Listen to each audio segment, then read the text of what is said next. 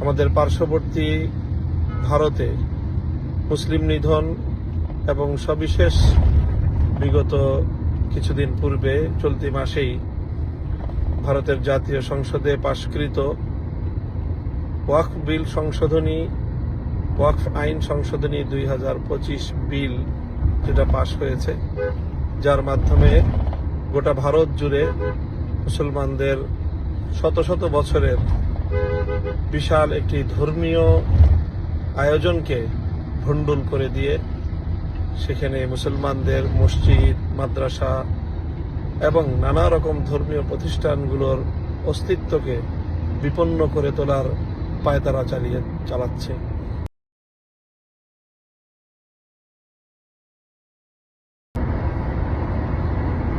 আসসালামু আলাইকুম ওয়া রাহমাতুল্লাহি ওয়া বারাকাতুহু। প্রিয় দেশবাসী, আমরা আলহামদুলিল্লাহ বাংলাদেশের গণমানুষের পক্ষ থেকে বিগত 12ই এপ্রিল ফিলিস্তিনের গাজায় বর্বর জায়নবাদী ইসরায়েলের পরিচালিত গণহত্যার বিরুদ্ধে অভূতপূর্ব এক গণজাগরণের দৃশ্য মঞ্চায়িত করেছি, যেটা বিশ্ব দরবারে ফিলিস্তিনের পক্ষে সারা পৃথিবীর গণমতকে সংগঠিত করতে ঐতিহাসিক ভূমিকা পালন করবে বলে আমরা আশা করছি। কিন্তু আমরা মনে করি যে ফিলিস্তিনের সমস্যা, এই সমস্যা নিয়ে সারা পৃথিবীর মানবতাবাদী মানুষ ভূমিকা পালন করছে, সারা দুনিয়ার উম্মতে মুসলিমা এক্ষেত্রে বলিষ্ঠ ভূমিকা পালন করছে। তারই অংশ হিসেবে বাংলাদেশে আমরাও আমাদের জায়গা থেকে ভূমিকা এবং প্রতিবাদ জানানোর আয়োজন করেছি। কিন্তু সেই তুলনায় আমাদের পার্শ্ববর্তী ভারতে মুসলিম নিধন এবং সবিশেষ বিগত কিছুদিন পূর্বে চলতি মাসেই ভারতের জাতীয় সংসদে পাশকৃত ওয়াকফ বিল সংশোধনী ওয়াকফ আইন সংশোধনী 2025 বিল যেটা পাশ হয়েছে, যার মাধ্যমে গোটা ভারত জুড়ে মুসলমানদের শত শত বছরের বিশাল একটি ধর্মীয় আয়োজনকে ভণ্ডুল করে দিয়ে সেখানে মুসলমানদের মসজিদ, মাদ্রাসা এবং নানা রকম ধর্মীয় প্রতিষ্ঠানগুলোর অস্তিত্বকে বিপন্ন করে তোলার পায়তারা চালাচ্ছে। এই বিষয়ে গোটা ভারত জুড়ে মুসলমানরা এবং বিরোধী সকল রাজনৈতিক দলগুলো হিন্দুত্ববাদী বিজেপির এই সাম্প্রদায়িক সিদ্ধান্তের বিরুদ্ধে তীব্র প্রতিবাদে এবং বিক্ষোভে ফেটে পড়েছে। কিন্তু সেই তুলনায় বাংলাদেশ এখনো নীরব, অথচ প্রতিবেশী রাষ্ট্র হিসেবে বাংলাদেশের মুসলমানদের উপর, বাংলাদেশের মানুষের উপর ঐতিহাসিকভাবে এর বিশাল একটি দায়িত্ব রয়েছে।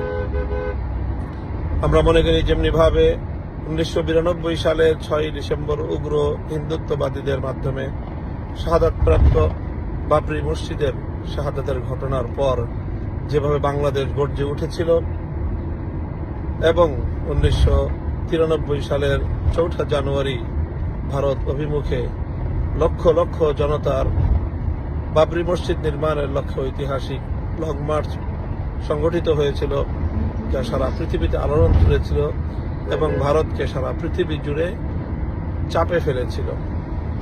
আমরা মনে করি বর্তমান এই ওয়াকফ আইন সংশোধনী বিল 2025 এটি অনেক ভয়ঙ্কর এবং ইসলাম এবং মুসলমানদের অস্তিত্বকে প্রশ্নের মুখে ঠেলে দেওয়ার একটি হিন্দুত্ববাদী সাম্প্রদায়িক আয়োজন।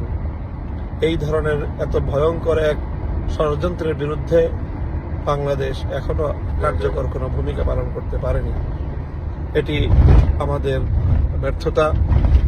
সেই ব্যর্থতা পূরণের লক্ষ্যে আমরা প্রাথমিক পদক্ষেপ হিসেবে আগামী 23শে জুলাই বাদ জোহর জাতীয় মসজিদ বাইতুল মুকাররম থেকে ভারতীয় দূতাবাস অভিমুখে গণমিছিল এবং স্মারকলিপি প্রদানের কর্মসূচি ঘোষণা করেছি। বাংলাদেশ খেলাফত মজলিসের ব্যানারে আয়োজিত গোটা বাংলাদেশের ধর্মপ্রাণ সকল মুসলমানদের পক্ষ থেকে এবং শান্তিপ্রিয় সকল নাগরিকদের পক্ষ থেকে আহুত এই কর্মসূচি, এটি আমরা মনে করি যে বাংলাদেশের প্রতিবেশী হিসাবে বাংলাদেশের মানুষের দায়িত্ব পালনের একটি বিশেষ পদক্ষেপ হিসেবে বিবেচিত হবে। কাজে এই কর্মসূচিটি সফল করার জন্য আমি সংশ্লিষ্ট সকলকে উদাত্ত আহ্বান জানাচ্ছি।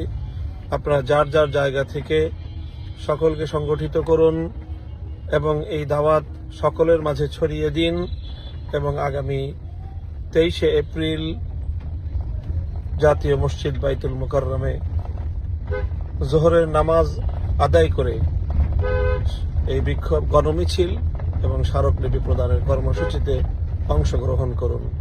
আসসালামু আলাইকুম ওয়া রাহমাতুল্লাহ।